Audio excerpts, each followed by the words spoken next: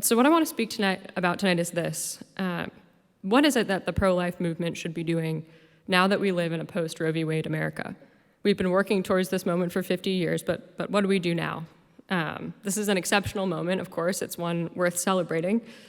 Almost exactly 3 months ago, the Supreme Court threw out one of the most unjust decisions in our country's history. The court rightly recognized that Roe v. Wade was deeply anti-constitutional. It recognized that our Constitution has never protected any right to abortion, that this supposed constitutional right was invented by politically and ideologically motivated justices. And this summer, the court decided that states can now protect unborn children from the violence of abortion. So this is without a doubt a moment to celebrate. I'm not going to downgrade that. It's thanks to decades of tireless work and prayer from pro-lifers that we've arrived at this moment. But unfortunately, the fight over abortion in this country, as you all in Michigan know far too well, is far from over. The end of Roe v. Wade was not the end of the abortion debate. It marked the beginning of a new phase of the fight. So here in Michigan, I'm sure as many of you know, citizens, voters face a decisive moment in that political fight over abortion.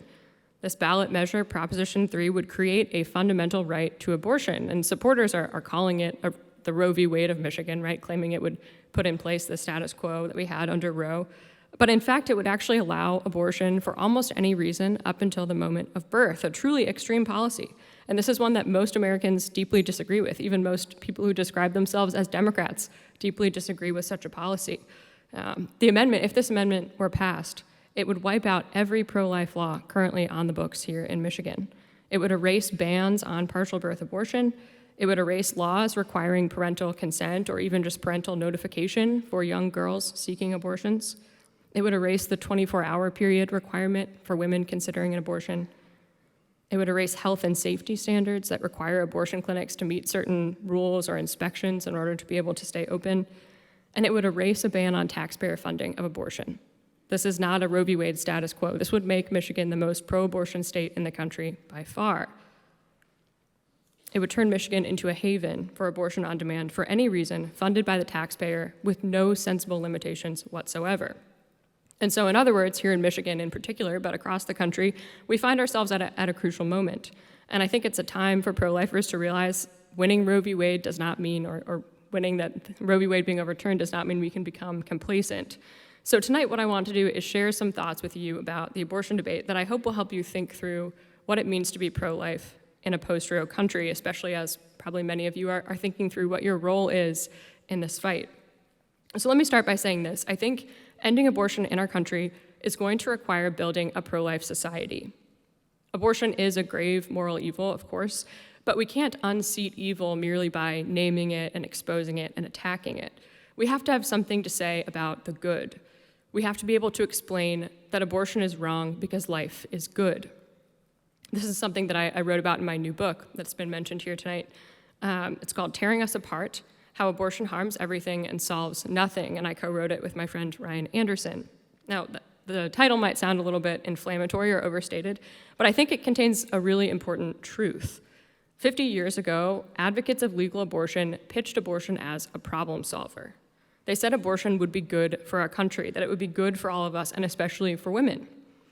But in fact, if you look back at the past almost 50 years now, abortion hasn't solved anything, and instead, it's created endless problems and destroyed entire aspects of our society. It's harmed unborn children, it's harmed relationships between men and women, it's torn apart marriages and families, it's harmed our medical system, our politics, our rule of law, and our culture. I believe that learning to speak about these many harms of abortion will be the key for the pro-life movement going forward. Pro-lifers have always been great at explaining why abortion is wrong. We know how to explain that the creature in the womb is a human being. We know how to explain that all human beings are moral persons with dignity and worth and intrinsic natural rights. We know that a good and just government would protect all human persons from lethal violence. But while it's always crucial to make these kinds of arguments against abortion, I believe we also have to learn how to broaden that argument out. If it's true that abortion is an act of violence against the most innocent human beings among us and a grave moral evil, think about what that means for our whole society. For 50 years, It's been legal across our entire country to take the lives of millions and millions of innocent human beings. And in many states, it's still legal today. How could this reality not harm everything it touches? How could we thrive as a community if we attempt to solve our problems by committing violence against the most vulnerable and needy members of the human family? We can't. It simply must be the case that legalized abortion has, in a very real and deep sense, harmed all of us, and it continues to do so. So that's what we outline in our book. We argue that legal abortion has, of course, harmed countless unborn children, but we argue, too, that it's harmed women and marriages and families. It's harmed social equality by targeting minorities, the poor, the disabled, and other Americans who are already marginalized or disadvantaged. It's harmed our medical system by pretending now for decades that elective abortion is somehow a necessary healthcare procedure. It's harmed the rule of law and our politics. It's harmed our culture from top to bottom. This is how pro-lifers need to learn how to speak about abortion. And on the other side, there's not really a positive case for abortion. What we've seen from abortion supporters in the wake of Dobbs, I believe, suggests as much.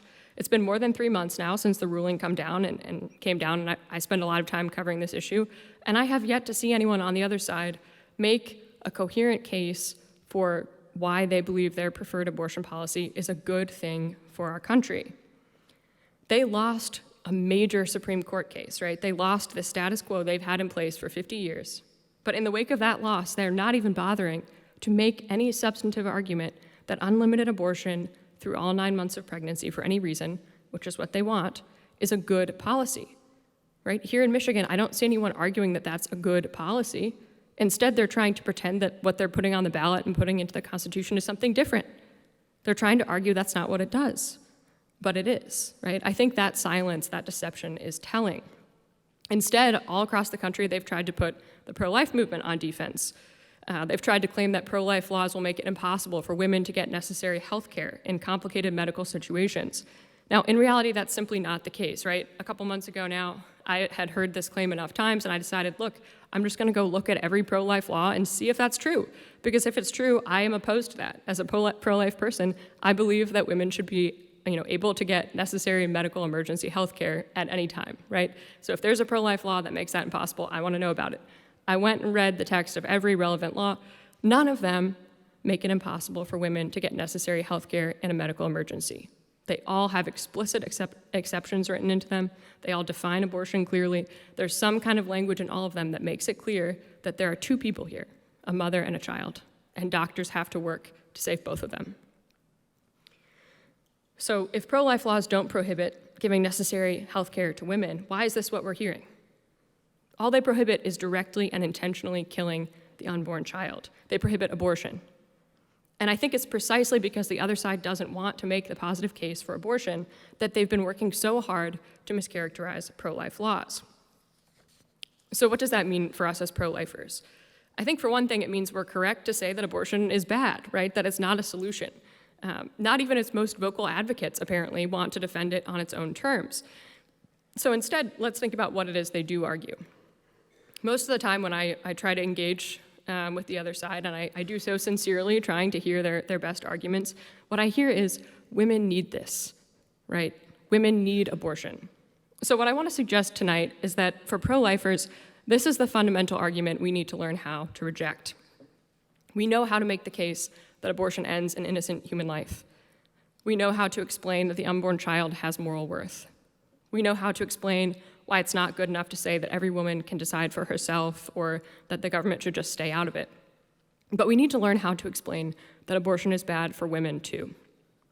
So let me give you just one example of this. In our book, Ryan and I use the entire second chapter to explain how abortion harms women. I'm not here to peddle my book, but if you are interested in more, it's in there.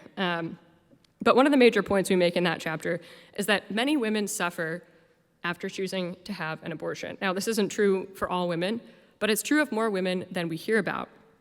And I think it's essential for us as pro-lifers to compassion for women who've had an abortion and who suffer after the fact. Many of these women suffer alone and in silence for years, and they're too afraid to tell anyone what they did. Many suffer crippling guilt and regret. Some suffer from more severe psychological struggles like drug and alcohol abuse or even suicide. And these women deserve our compassion and our support.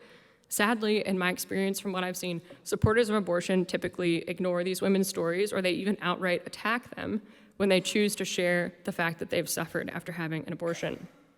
I find it's very rare to find an abortion advocate who's willing to acknowledge the psychological toll that abortion can take on women. Why would that be, right? We hear from the other side that they are pro-woman, that they're in favor of women's rights and women's health care. Why do they want to ignore these women? I think it's because the suffering of many of these women undermines the idea that women need abortion, that abortion is good for all women in all times, all places, that abortion solves women's problems. So what I want to consider is how could it really be the case, truly, that women need to commit violence against their own children in order to save themselves, or that any woman will actually be better off for having done so? If that's actually true of our society, then women actually need to choose violence to save themselves, then I think we're facing a set of problems as a society that abortion could never hope to solve. So this past spring, I participated in a debate at the University of Notre Dame, my alma mater, and I was debating this feminist writer, Jill Filipovich, who is in favor of legal abortion, and we were debating the proposition, women need abortion to be free and equal. In my remarks, I argued, we can't answer the question of whether women need abortion until we're willing to answer the question of what abortion is. Now, what was interesting to me is that in her response to my remarks, Jill entirely ignored this question. And in fact, she said outright, she believes it doesn't matter what exactly is inside the mother's womb. It doesn't matter what happens in an abortion because women need abortion. She was advocating legal abortion throughout pregnancy, no limitations, and would not even touch the scientific, moral, political questions at stake in the question of what abortion is, because she believes so deeply, she's so sincerely convinced that women need it. So let's unpack that a little bit. Like I've already said, we all know what abortion is, right? I would venture to guess that every supporter of abortion knows what it is, too. Like John said so eloquently tonight, abortion ends the life of a human child made in God's image and likeness. And you know why I think abortion supporters know this? Because if abortion was totally unrelated to ending the life of a human child, feminists would not think they need it so badly. To understand what I mean by that, let's zoom out for a minute and talk about the roots of modern feminism, which is integrally tied up in this argument.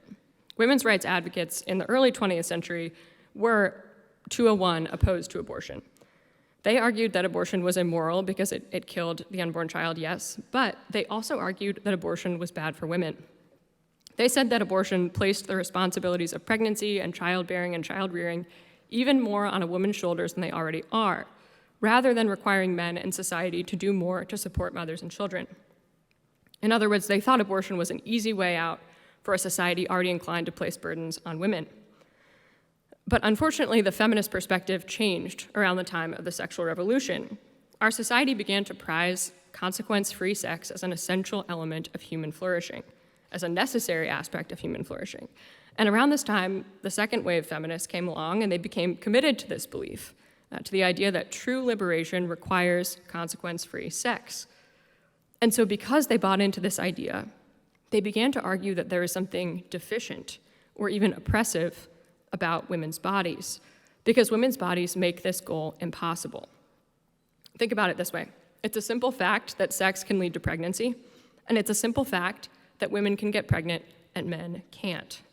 The very facts of sex and female biology make it impossible for women to participate in sex and walk away as though nothing happened. Men have the biologically inherent ability to do so. Women, if they become pregnant, do not have that ability. So because around this time and with the sexual revolution, our society began to value consequence-free sex not only as fun, but as an essential element of what it means to be human, of participating in the good life, modern women's rights advocates, in a kind of frightening way, began to hate their own bodies. They began to see their own bodies as an obstacle to their personal fulfillment.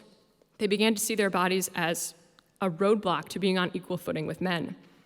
And so in their worldview, and in their thinking, contraception and abortion became necessary to control female fertility and eliminate the consequences of sex, children, so that women could pretend to walk away from sex in the way that men can. But there are a few problems here, right? For one thing, There's an uncomfortable hatred for women inherent in all of this. Abortion stems from a deeply anti-woman philosophy, a mindset that prizes the male mode of being human, the male mode of embodiment, and sees the female mode of embodiment as somehow being deficient. This philosophy also takes the fact of male abandonment as the standard. It takes the fact that men are biologically able to walk away, and the fact that men sometimes do walk away, and turns that ability and that reality into an ideal. Instead of demanding that men support women and children, this worldview demands that women be let in on the ability to walk away from those who rely on them. But there's another problem here. Abortion doesn't actually solve the problem of the female body. It doesn't magically turn women into men. In fact, it requires women to participate in violence against their own children in order to pretend that they're participating in sex in the way that men can. This is not a solution for women. It's another form of oppression. So what does this big picture mean for the pro-life movement after Roe and after Dobbs? I think it means our project just got a lot bigger. We have one major project, of course, protecting unborn children from the violence of abortion. But it turns out that this project fits within a larger one. Protecting unborn children from abortion will require going right to the root of the sexual revolution and feminist ideology and rejecting it. Until our culture rejects the idea that you must have access to consequence-free sex in order to be a flourishing human being, there will always be people who believe we need abortion.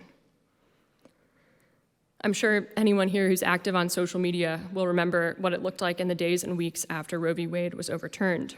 My social media was full of people, mostly peers, young women my age, speaking as though the world had just ended. I saw comments from young women about how they no longer had any rights, about how the government wants to control their bodies and their lives, about how men now have more freedom in our country than women and are more fully human than women are.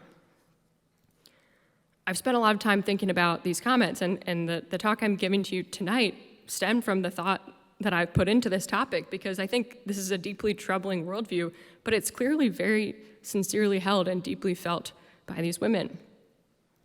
How is it the case that so many women became convinced that protecting unborn children from the violence of abortion would undermine their own rights, their own ability to be free and equal human beings? It's because of the sexual revolution and because of modern feminism and how abortion is an outgrowth of those ideologies. We can never fully understand the argument for abortion and this angry, visceral response to the loss of Roe and the visceral advocacy for something like Proposition 3 here in Michigan without understanding the sexual revolution and that shift in feminist thought. And I believe we can never fully reject the argument for abortion or people's desire for abortion until we're willing to grapple with that philosophy.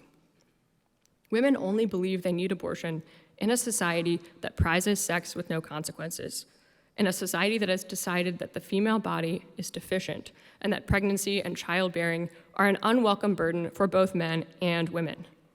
Children, in this view, are only valuable when they're wanted. Sex is for recreation only, and we can disconnect sex from children with ease if we want to enjoy it without the possibility of bringing children into the world. But none of that is the truth about what it means to be human. This is a distortion brought about by the self-centered, adult-oriented ideology of the sexual revolution, which redefined freedom away from the ability to choose the good and redefined it instead as license, the ability to do whatever one wishes regardless of the natural consequences. So if we now think that sex without the possibility of children is fun and desirable, that's fine, we can make that happen.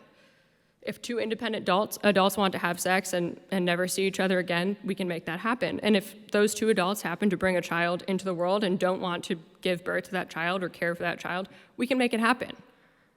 This is a philosophy of radical independence. None of us owes each other anything. That's why this worldview rejects the dependence of the unborn child and rejects the dependence created by the fact that women can become pregnant. Radical independence, then, requires setting men free from the burden of women and children, and then setting women free, in turn, from the burden of pregnancy and motherhood.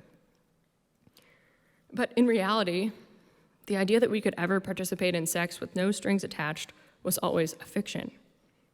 Sex tells a story of human dependence and our reliance on one another. Every human being enters the world in a state of radical dependence.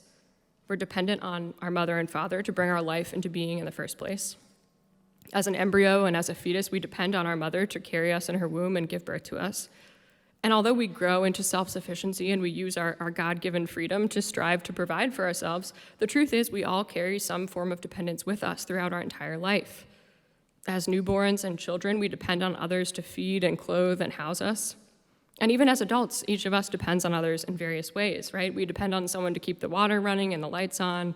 We depend on people to grow our food and stock it in the store. We depend on our employers, on our friends, on our family.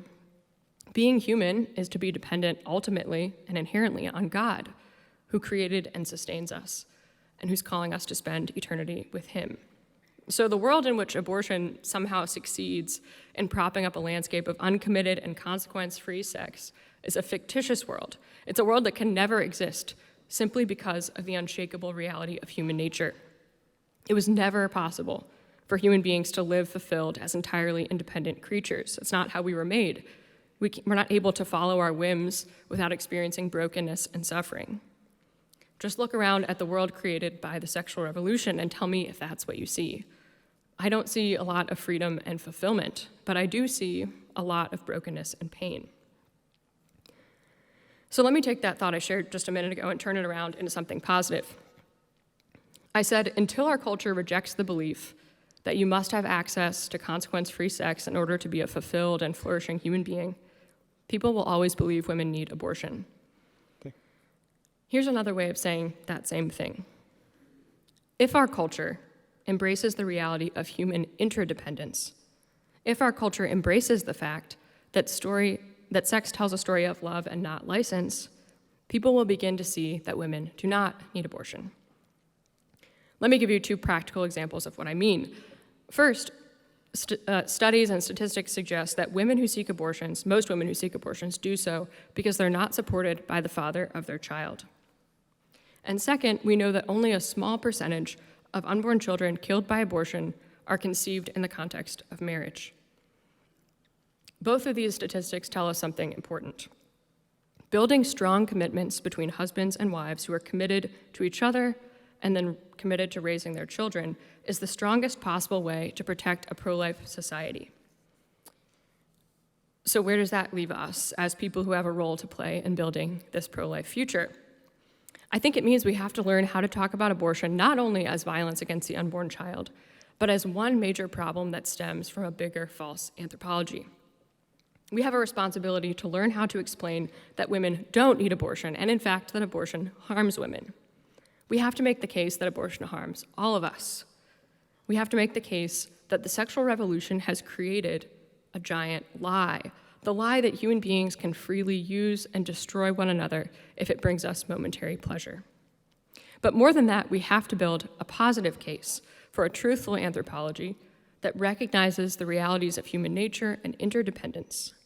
We have to advocate for and build a society that cares for women and children, a society that welcomes the vulnerable, and a society that values every human person. So I want to end tonight with a practical suggestion. Since much of what I've said will take time and long-term commitment, probably over the course of decades, to bear fruit, what can each of us do right now to build a culture of life after Dobbs? I want to encourage each of you to find your own unique and individual calling within the pro-life movement. This is not a moment, certainly not here in Michigan, but nowhere to sit on the sidelines. Here, right now, in the next 5 weeks, Michigan needs people willing to educate their communities about the dangers of Proposition 3 and the abortion extremism of many of the candidates on the ballot. Go door knocking, write to your representatives, write letters to the editor, share your perspective with everyone in your circle of influence. Don't be afraid to speak out about this. Find your local pregnancy center, volunteer, donate, see what they need, host a fundraiser, donate supplies. Each of us has some role in this movement that only we can fill, no matter how big or small it might be, and I encourage you to embrace it courageously. Well, I hope you have found this discussion not only inspiring, but also informative. Christians have to be able to think, especially in this constantly changing culture, from a Christian worldview. To learn more and to find more discussions, please visit lighthousevoices.org. That's lighthousevoices.org.